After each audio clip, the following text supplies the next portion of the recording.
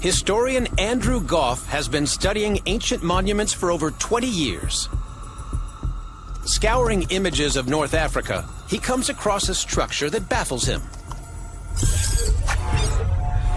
A satellite has captured what appears to be a large stone circle.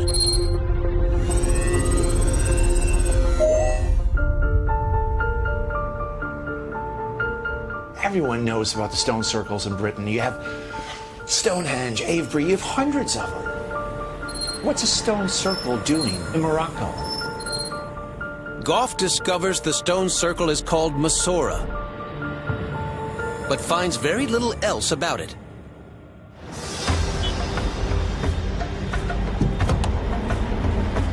In search of answers, he travels to the ancient city of Marrakesh at the foot of the Atlas Mountains.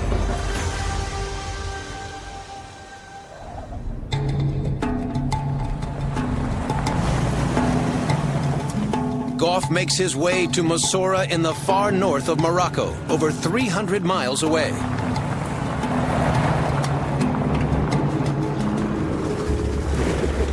By prehistoric standards, this site is gigantic. Fantastic. Look at that. It's got to be, what, 15 feet tall? Goff counts 168 massive stones. Then he notices something unusual about the center of the circle. What's the mound doing in the middle? I bet you that's what they thought was the giant's tomb. From the limited material available, Goff knows the Romans believed Msoura was the tomb of the son of Poseidon, god of sea and water, and Gaia, the earth goddess. According to legend, the god giant Antaeus is invincible until he encounters Hercules. Hercules is the strongest man on earth, but that's just it. He's still a man. Whereas Antaeus, the giant, is invincible as long as his feet are touching the ground. Hercules realizes the only way to conquer Antaeus is to lift him off the ground and crush him to death in midair. So for generations, the legends built up that this mound may have been the place where the giant Antaeus was buried. Goff sees he's not the first to show an interest in the mystery mound. Oh, it's like someone's cut right through the center of the mound. Goff approaches a man living by the site, hoping to find out who's been digging here and what, if anything, they found. Sharif tells him a Spanish archaeologist visited the site over 80 years ago.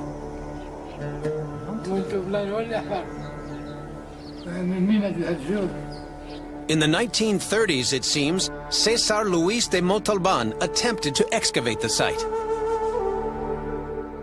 He never published what he found, and no one since has been given permission to touch the site.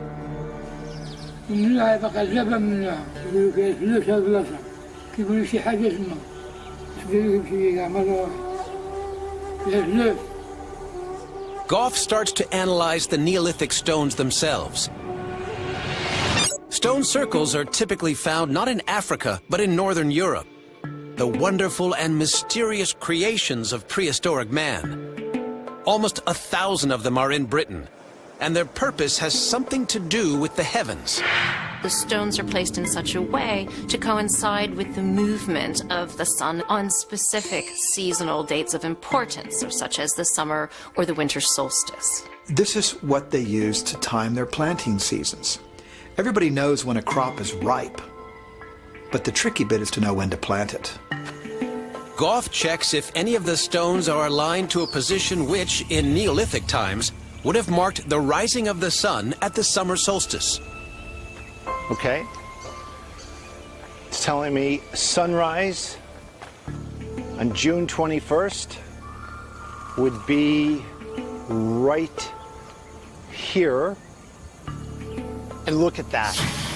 Stone number 30 could well have been a marker stone, making this a giant astronomical calendar. To me, that's validation of the fact that this was built with the same intent as the British stone circles, and I think that is really incredible. For Goff, finding a Neolithic stone circle in Africa is like finding a pyramid in Kansas. He goes on to measure the diameter of the structure. Okay, so it's telling me that's 160 feet. Goff repeats the measurement from another position and discovers something unexpected. 180 feet. It's not the same as the other axis. This stone circle isn't a circle after all. It's an oval, an ellipse. Goff believes this makes it special.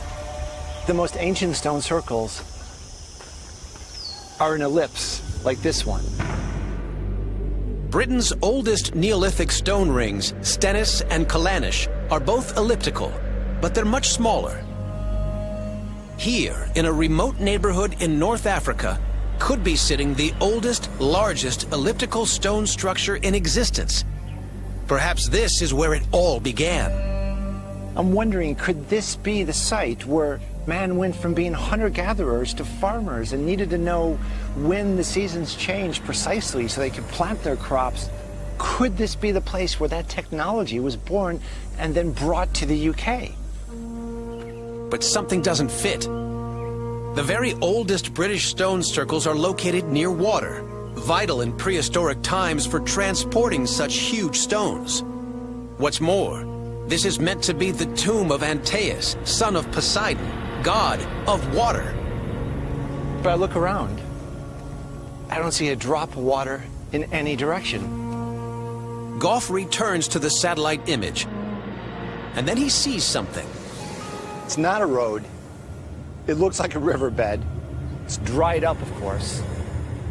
But it's kind of going right along here. That is definitely a riverbed. For Goff, this confirms that British stone circles may have originated here in Africa. It's a highly controversial theory, but there is some support for it in recent genetic studies. People have been studying ancient DNA and have come to the conclusion that people were moving much more dramatically and radically in this period than we ever thought. When you think about a site like Stonehenge, you think one of the oldest cultural sites in the world, but it's really remarkable to think that even a site as old as Stonehenge could have been inspired by something in North Africa.